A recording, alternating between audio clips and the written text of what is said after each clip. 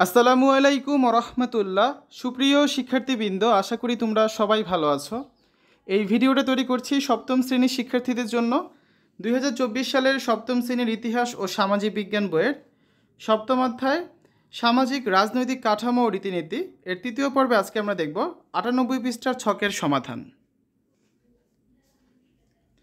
সমাজে সামাজিক রাজনীতির ভূমিকা।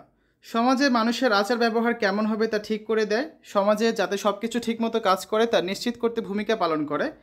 মানুষের সমাজ গড়ে তোলার যে মূল উদ্দেশ্য সবাইকে নিয়ে ভালো থাকা তা অর্জনে ভূমিকা রাখে। সামাজিক মূল্যবোধ চর্চার সুযোগ তৈরি করে। সামাজিক বিচারে সফলতার মানদণ্ড তৈরি করে মানুষের মাঝে সফলতার অনুভূতি তৈরি করতে সহায়তা করে। তো সমাজে সামাজিক রীতিনীতির ভূমিকা এটা তোমাদের জানতে হবে। এরপর যে আমরা এই ছকটা পূরণ করব।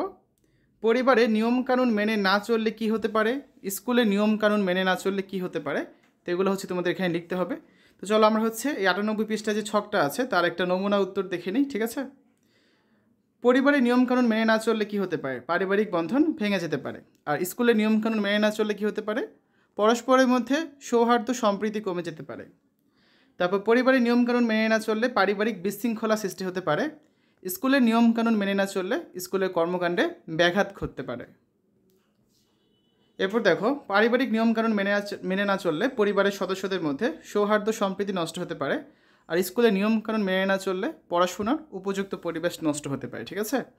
তো এইভাবে তোমরা ছকটা পূরণ করবে।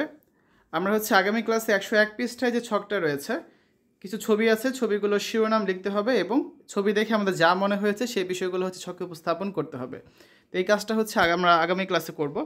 শিক্ষার্থীরা, এতক্ষণ তোমরা দেখলে সপ্তম শ্রেণীর ইতিহাস ও সামাজিক বিজ্ঞান সপ্তম অধ্যায় সামাজিক রাজনৈতিক কাঠামো ও রীতিনীতি 98 পৃষ্ঠার ছকের সমাধান।